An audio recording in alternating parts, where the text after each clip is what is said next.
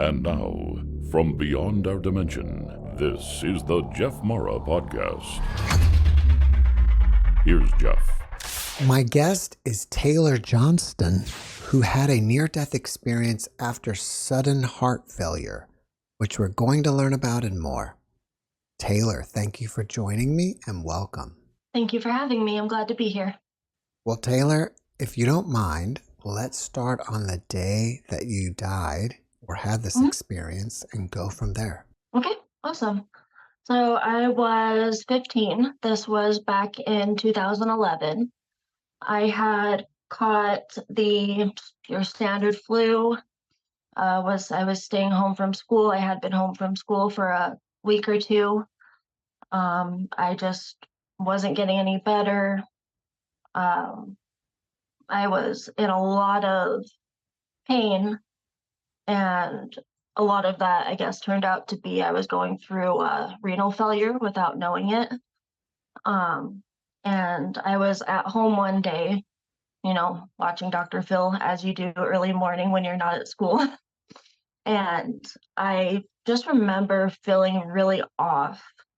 I had been to the doctor one or two times before this so they could do some tests, some x-rays, stuff like that. And I was laying on the couch and my parents were at lunch, and I gave them a call. My little brother at the time, I think he was pretty young. He was 7 or 8, maybe 6 or 7. And I called my parents and I said, we need to go to the ER. I need to go to the ER. Something's really wrong. So they came home as fast as they could. I was in a lot of back pain, so my dad had to help carry me out to the car. Luckily, the ER was only about 4 or 5 minutes away. When we got there, they got me into the ER. It was like a direct walk into a bed. You didn't have to sit in a waiting room or anything. And they got me a bed. We were sitting there, and it's a little fuzzy. One of my parents went to go get a doctor or a nurse. The other one was sitting by me. I just can't remember who it was this many years later. And I remember looking at the parent that was next to me, and I looked at them and I said, "Everything's going black." And it was like in a movie where someone's losing consciousness and the blackness just slowly goes in a circle. And that is when I had my first seizure. I don't remember ever gaining consciousness after that. I was a little conscious to everyone outside of me, making small noises. I was still following directions. They did a couple more tests. They did a chest x-ray and a spinal tap. And when they got the x-ray results, because they had to send it up to a different technician because they didn't have the medical team there to read the x-ray, they saw that the left side of one side of my heart was swollen compared to the other. And I had developed myocarditis. And as they were trying to figure out what to do, they decided to take me to an ambulance to the local airport to get me in an airplane to transfer me to the University of Utah hospital in Salt Lake City. They wanted to do airplane because a helicopter would have just been a lot slower. And at some point between the hospital and the airport, I did end up having heart failure, I went through a cardiac arrest, and they did 37 to 38. They kind of go back and forth between those two numbers. Minutes of CPR during my transport. I don't remember or recall anything. There was no bright light like you hear a lot of people talk about. There was no one I knew that had died. it was just almost like a dreamless sleep. I just wasn't in pain anymore, but I also necessarily didn't remember the events leading up to it. I had absolutely no recollection of anything that had happened, how sick I was.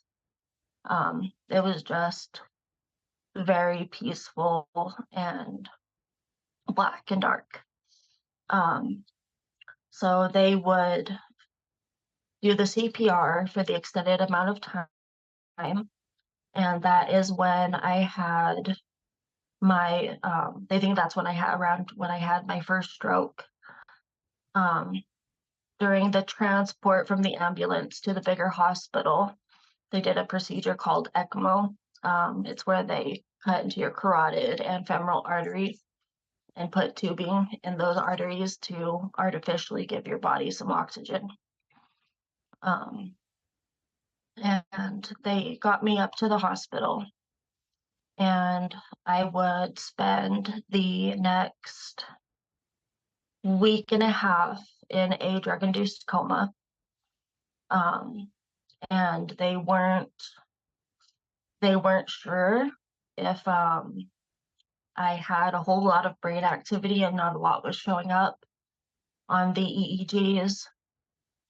They did end up doing a open heart surgery, and this part's kind of weird, I don't know, it's really strange. I'm pretty sure I felt them crack through my sternum for the open heart surgery. In my dream, so it kind of went from this black, just darkness to a dream. There was really no shift.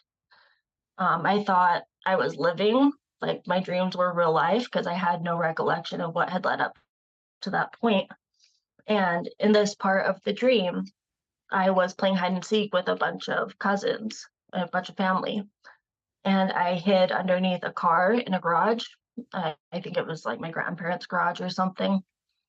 And I very vividly remember hearing one of the doors to the garage open, and someone got in the car and started it. And I remember panicking. I was like, oh my gosh, I need to get out from under this car. And so I was trying to slide out from under the car, and my shirt got caught on something on the concrete floor. And I got stuck halfway out from under the car. And the car backed up over my chest. And I just remember feeling so much pain.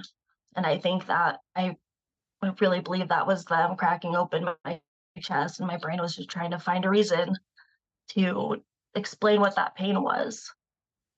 And there were also some other situations, my dreams have always been really weird and bizarre. I had gotten in trouble with the law. I never have in real life. But in my dream, I got in trouble, and they hauled me away in the old style, police van. And I remember sticking my head out, and I somehow got my face stuck in between the bars of the police van. And in my dream, I had braces still, because I had braces when I was younger. And I somehow got my face stuck in between these bars. And when they pulled me out, it's really gross. I apologize for any mention of gore and stuff. It pulled my top row of teeth out because my braces got stuck on the barring. And I just remember my mouth being in a lot of pain. And I've always had sensitive gums, so sensitive teeth. And they had to put a mouth guard in my mouth to stop me from biting down on my ventilator tube. And I think that was the soreness I was feeling from having that mouth guard in, and maybe just the soreness overall of my jaw of being propped open with a breathing tube. When I would bite down on the tube, in the real world, a machine would go off telling staff and stuff that I wasn't getting any oxygen, that something was wrong with the tubing. And in my dreams, I would be choking on something. And I would hear, so my parents own a couple boats. I would hear my dad honking the boat horn somewhere in my dream. And that was the machine going off in the background. Um, there were a couple times during my coma, I don't remember these parts, but I would open my eyes. I was responding a little bit after some time, uh, responding to like squeezing hands and fingers and uh, blinking and stuff like that, but I don't have a whole lot of recollection of that part. And I guess I was just like staring at the open door, like someone was there. And my mom had asked me if I saw anyone, and I nodded my head, but I don't remember that part. Taylor, thank you for sharing your experience with us. So they were performing CPR on you for 37 to 38 minutes. Would you say Yes. then that you were clinically dead for that amount of time? Oh yeah. I would definitely say I was.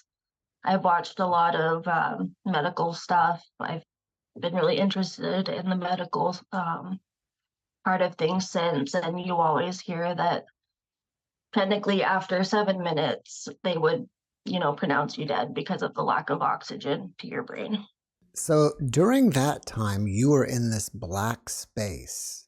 While you were there, did you have any feelings of love or peace? No, I don't recall any love. I would just say it was very peaceful. Probably one of the better sleeps I've gotten in quite a few years. Would you say it was velvety? Yeah, that sounds about right. Actually, I've never really had the words to explain it, but yeah. You were in this black void, but you were conscious though, right? A little bit. It's it's so hard to explain. Well, what I mean by that is not consciously from the outside, like with people, but while you were in this black space, you were awake and thinking and conscious there. Yeah, I think I was. I just remember, like, I don't remember, like I said, anything leading up to it. I didn't remember how sick I was, but I just remember like being in pain beforehand, how bad my back hurt, and how painful it was to move around, and just thinking, oh wow, it finally doesn't hurt. Like I finally get a little bit of relief from all of this. When your vision started going dark right Mhm. before you had the seizure, did you just transition from going dark right into this black space immediately? I'm honestly not sure. I I've had a couple seizures since, and the kind of seizures I have are tonic-clonic seizures. I haven't had one since I was 15 after I was let go from the hospital. But they're very painful. It almost feels like my legs will start to tingle, and I that's a pretty good precursor to having a seizure. And then it'll just feel like I have like a giant Charlie horse all over my body, like my joints and stuff are bending backwards. It's really not fun to be awake for that part. And then I'll eventually lose consciousness. So I guess that happened, and um, I don't know. I just was out from there when they were doing the spinal tap. They had to kind of hold me in the fetal position so I wouldn't mess up that procedure, so I wasn't completely coherent. But I don't remember anything in the real world from the point of letting my parent know that everything was going black until when I started to kind of wake up more in the other hospital and like all the dreams and stuff in between then. Can you tell me about the transition of the black space to when you started dreaming?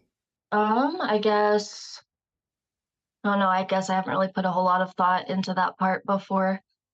But it was just, telling my parent that everything was going black, everything did.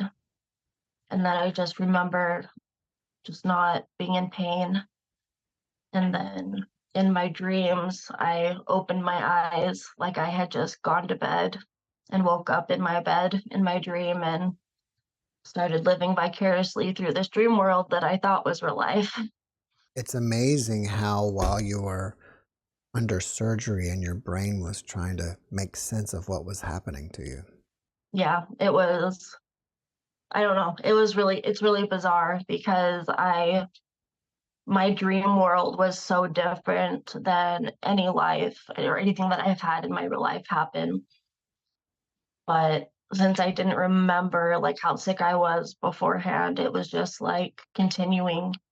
No matter how weird things were in the dream, I thought they were definitely real, and all this other stuff was happening to me.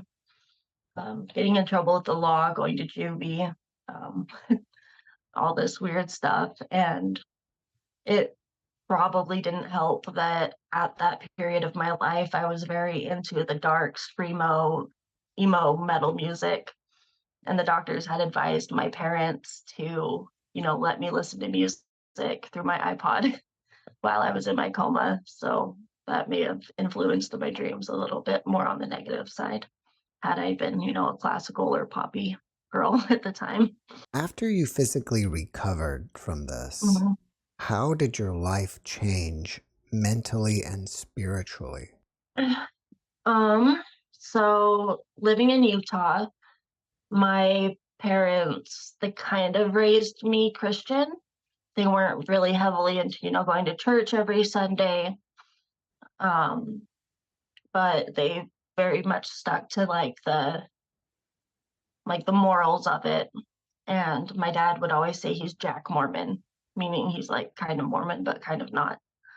I never really got into all of that. I experienced a pretty traumatic event when I was 12, and I just had this thought that, my parents love me and they wouldn't have let this happen to me if they had known about it. So if like, and I'm sorry if this offends anyone, but if an all-knowing being is watching out for me, why would they let that event happen to me when I was 12? And so in the little town of Moab, there was a metaphysical shop at one point, and I discovered that, and I started getting really interested in like the pagan ideology and stuff.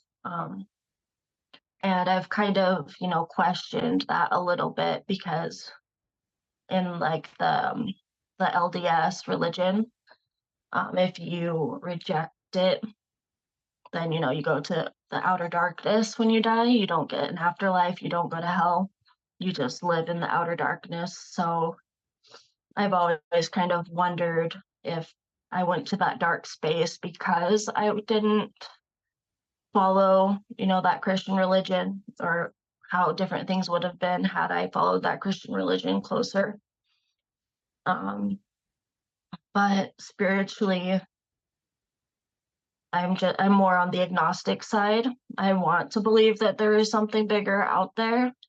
I want to believe that, maybe like reincarnation is possible, that once you have an attachment, like a really strong attachment with another person, you're destined to meet them again in the next life, whether that be the afterlife or reincarnation. Um, so I'm still kind of on the fence about that one. I haven't really found something that I can put my belief in 100%. Physically, I know I mentioned the one stroke before. I did also have another stroke. They believe it was caused by a blood clot because when they did the open heart surgery, they put me on a BiVAD machine to circulate my blood outside of my body, reoxygenate it, and put it back into my body. And there was a blood clot that broke free inside the BiVAD tubing. And when I woke up, I was paralyzed on my left side, which is why I moved my right hand a little bit more than my left. I mean, they both work, but my left side is a little bit slower. I also lost a lot of weight. Before I had gotten sick at 15 years old, I weighed about 125 pounds. When I woke up and was like conscious enough and awake enough to understand what people were saying. I weighed about 75 pounds. So all of my fat was gone, or the fat on my body was gone. My muscle mass had atrophied pretty badly. Um, so they quickly went into like physical therapy and getting me to regain the muscles in the back of my neck to hold my head up and teaching me how to sit up again and rebuilding those muscles in my back. I did have to completely relearn how to walk. I had to completely relearn how to write because I had mild clonic jerks really bad in my right side. So it was like constantly shaking really bad and having these really painful jerking movements. I had to teach myself how to feed myself and not like smash the silverware into my mouth and into my face. Um, when they took the breathing tube out, my left vocal cord was paralyzed as well. And I also had some damage from the breathing tube itself. So I had to relearn how to cough, especially to prevent pneumonia from all of the stillness of my lungs and all the mucus buildup. And it took, I had to gain at least, I had to be at least 95 pounds to be discharged from the hospital, along with all of the other clearances. I was on the heart transplant list, but I ended up not having to have a heart transplant. And it took me, when I was released, it took me about 2 years to relearn how to walk completely. I was in a wheelchair for a good chunk of it and doing physical therapy, like relearning how to do all of that stuff. Has the memories of the experience faded over time? Mhm. Yeah, it definitely has. I have a little bit of a harder time recalling certain things. And yeah, after, especially with the damage from the strokes, my memory has faded quite a bit. So that might play a big role into it. Do you fear death at all? I do a little bit, only because when I remember like that black space, I didn't remember like who I was or who my parents were. And I'm I'm with someone that I love very much, and I don't want to forget them like I forgot who I was before in that black void. But also, being raised in the Christian religion, being taught if you do this, you'll burn in a lake of fire forever. It's also comforting that, I haven't done anything worse in the time of now and then that I did before I died. So I know that I won't go to this burning lake of fire for eternity, Do which you is very comforting. do you believe that that even exists? I don't think so. No, I don't. Did you ever figure out who that person or being was in your door? My mom, so once my breathing tube was taken out and I could talk and whisper a little bit, my mom asked me who I had been looking at, and I gave her a name. I think it was like Christina or something like that, but she had no idea who I was talking about. We've never had any Christinas in our family. We haven't even really had that many deaths in my family. Both of my grandparents are alive on both sides. I have a great grandmother that's still alive. So no one extremely important to me has luckily passed yet. So I have no idea who it was, who I was looking at.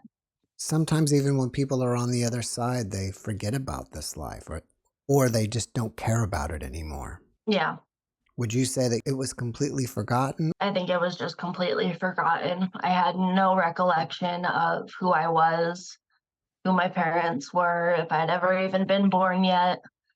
And that actually kind of correlates to another part of my life. I have pretty bad treatment resistant depression.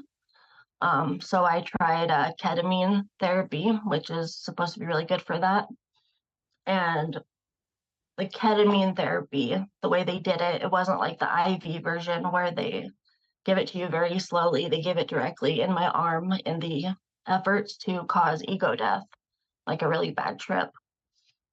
And I kind of went back to that place during the ketamine treatment where I had no idea who I was and who I had been, if I had been born yet. Just kind of that same void. It was actually really weird. I Yeah. think there's something about ketamine that can cause someone to have an NDE or some sort of NDE-like experience. Yeah, it was really bizarre going back to that. I remember, so the little I was still able, being in that ketamine space, I was more able to recall, like I knew that I was, in this environment where I was taking ketamine. And so I was a little bit more fearful once I went back there because I was like, oh my gosh, who am I? Like, what's happening? But I was able to kind of recall the situation I was in that time and kind of calm myself down and bring myself back and tell myself, you're on drugs, pretty much. You're in this place, just calm down. Like, it's nothing to be afraid of. Do you think the ketamine therapy helped you? Yeah, it definitely did help. It was scary for sure. Like, I've never done anything like that to that extent. Like, I've microdosed mushrooms before, but I've never taken a large dose of ketamine, so I wasn't really sure what to expect. Um, but yeah, it definitely helped. It I feel like it because I've been on several different antidepressants prior, which is what qualified me to try the ketamine therapy anyways. And after doing the ketamine, I was able to actually find a medication, either because of the ketamine or just by chance that I finally found one that worked for me. You said earlier that they were using the ketamine for a person to experience ego death, right? Mhm. Yeah, Do you feel like you experienced that, an ego death? I would say yeah, because I know, before I just had this overwhelming sense of like dread, which I mean I do still get now every once in a while. And just like questioning, not knowing who I am, and just a whole lot of fear surrounding life. But after the ketamine, I'm able to compartmentalize better and just kind of sort things and know that, eventually everything will be okay if I'm back in that state of mind of just pure dread and not knowing when the shoe is going to drop. Taylor, after watching this podcast, people Mm, may want to reach out to you and ask you questions. Are you yeah, open to that? yeah, absolutely. I have a Facebook, I have Instagram, I'm on TikTok. Do they find you as Taylor Johnston there? So for Facebook, you can find me as Taylor Johnston. I made another Facebook after my divorce in 2020. So that one is under Celeste Johnston. On Instagram, I'm under Celeste J.95. Well, before we finish up, can you leave us Mhm. with one last positive message? Yeah, absolutely. No matter how bad things get and how bleak things are, there's always going to be something to look forward to, whether it be in this life or the peaceful void after, since I didn't go much farther than that. Um, I've battled a lot of mental illness, and I'm very glad that I didn't choose to stop things when they were that bad. I mean, life's a roller coaster. There's going to be lots of ups and downs, but I live for the ups, and I know there will always be more ups. Taylor, thank you for your message, and Yeah, thank you for being my guest. absolutely. Thank you so much for having me. Thanks for watching the JeffMara podcast. I really appreciate you. Another way to show support is through YouTube memberships. And if you do, there are loyalty badges and other perks depending on your level of membership. All you need to do is click the join button underneath the video to find out more. Thank you for your support.